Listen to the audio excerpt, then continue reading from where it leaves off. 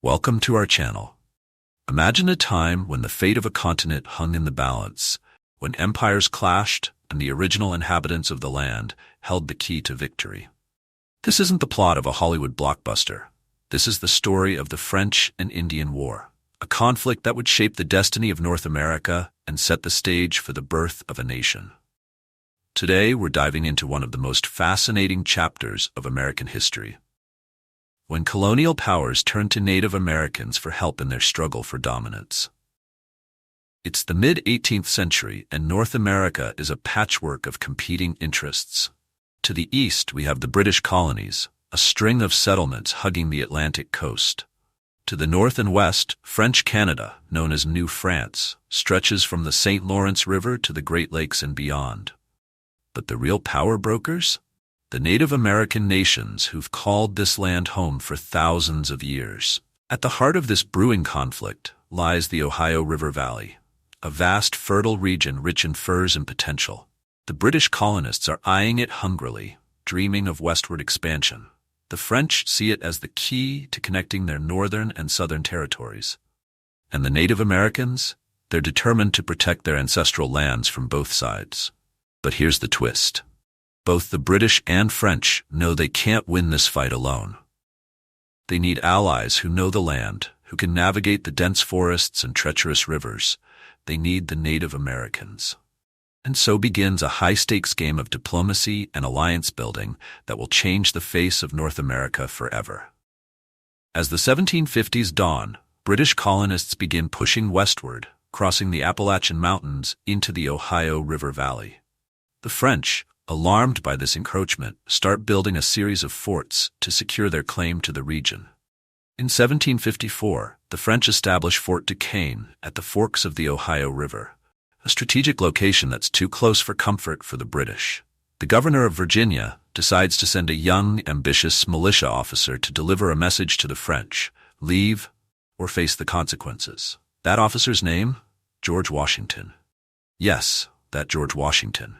At just 21 years old, he's about to ignite a conflict that will engulf two continents. Washington and his men, guided by Native American allies, make their way through the wilderness. But things quickly go south. In a confused encounter, Washington and his Native American allies ambush a French-Canadian scouting party. Among the dead is Joseph Coulon de Villiers de Jumonville, a French diplomat. The French are outraged, viewing this as an act of war. Washington hastily constructs Fort Necessity, but it's no match for the French counterattack. On July 3, 1754, he's forced to surrender, an humiliating defeat for the young officer, but more importantly, the spark that will ignite a global conflict. As tensions escalate, both the British and French scramble to secure Native American alliances. But why were these alliances so crucial? Simply put, the Native Americans were the ultimate wilderness warriors. Their knowledge of the land, their guerrilla tactics, and their sheer numbers made them indispensable allies or formidable enemies. The Iroquois Confederacy, a powerful alliance of 6 nations, initially tried to remain neutral. Their territory acted as a buffer between New France and the British colonies, and they hoped to play both sides against each other. But as the conflict intensified, most of the Iroquois nations eventually sided with the British. On the other hand, many Algonquin-speaking peoples, including the Ojibwe, Ottawa, and Shawnee, allied with the French. They had long-standing trade relationships with the French and saw them as the lesser of two evils compared to the land-hungry British colonists. But it wasn't just about choosing sides. For many Native American nations, this was a chance to assert their own power and protect their lands. They weren't merely pawns in a European war. They were active players with their own agendas and strategies. Take Tanagrisson, also known as the Half-King, a leader of the Seneca people. He initially allied with the British, even accompanying young George Washington on his fateful mission. But as the war progressed, he became disillusioned with both European powers and sought to chart an independent course for his people. In the early years of the war, the French and their Native American allies seemed to have the upper hand. They won a series of victories, including the capture of Fort Oswego in 1756 and the devastating defeat of the British at Fort William Henry in 1757. But in 1757, a new player entered the game. William Pitt, the British Prime Minister. Pitt saw the bigger picture. This wasn't just a colonial skirmish, but a global struggle for empire. He poured resources into the war effort, sending more troops and building better relationships with Native American allies. The tide began to turn. In 1758, the British captured the crucial fortress of Louisbourg, opening the way to attack Quebec, the heart of New France. The following year, in a daring nighttime assault, British forces under General James Wolfe scaled the cliffs outside Quebec and defeated the French on the Plains of Abraham. But here's a little-known fact. It was the support of the Iroquois and other Native American allies that made many of these British victories possible.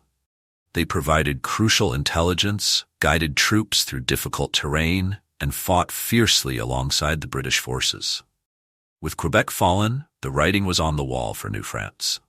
In 1760, Montreal surrendered, effectively ending French power in North America. But for many Native American nations, this was a disaster. They had lost a powerful ally and now faced the prospect of unchecked British expansion. In 1763, as the European powers negotiated peace, an Odawa war chief named Pontiac launched a last-ditch effort to drive out the British. Pontiac's War, as it came to be known, was a powerful reminder that Native Americans were not passive observers in this conflict, but active participants fighting for their own future. The Treaty of Paris in 1763 officially ended the war. France ceded nearly all its North American territory to Britain, dramatically redrawing the map of the continent. But for the Native Americans who had allied with France, the treaty was a bitter pill. They weren't even invited to the negotiations that decided the fate of their lands. The British victory came at a heavy cost. To pay for the war, they imposed new taxes on the American colonies. These taxes and the resentment they sparked would eventually lead to the American Revolution. In a twist of irony, many of the skills and tactics the colonists learned fighting alongside Native Americans during the French and Indian War would later be used against the British. For Native American nations, the war's aftermath was devastating. With the French gone, the British no longer needed to court Native American allies. Many communities found themselves displaced, their lands encroached upon by settlers pushing ever westward. The delicate balance of power that had existed in North America was gone forever. But it's crucial to remember that Native American history didn't end with this war. Despite immense challenges, Native American cultures and communities have persisted and evolved, continuing to shape North America to this day. The French and Indian War was more than just a clash of empires. It was a complex struggle involving diverse Native American nations, each with their own goals and strategies. It reshaped the map of North America, set the stage for the American Revolution, and had profound, lasting impacts on Native American communities. As we reflect on this pivotal moment in history, let's remember the crucial role played by Native Americans. Their alliances, their fighting skills, and their deep knowledge of the land were often the deciding factors in this conflict. Without their involvement, the North America we know today might look very different. Thank you for joining us on this journey through one of history's most fascinating conflicts. If you enjoyed this video, don't forget to like, subscribe, and hit that notification bell. And here's a question for you. What other pivotal moments in history would you like us to explore, where Indigenous peoples played a crucial but often overlooked role? Let us know in the comments below.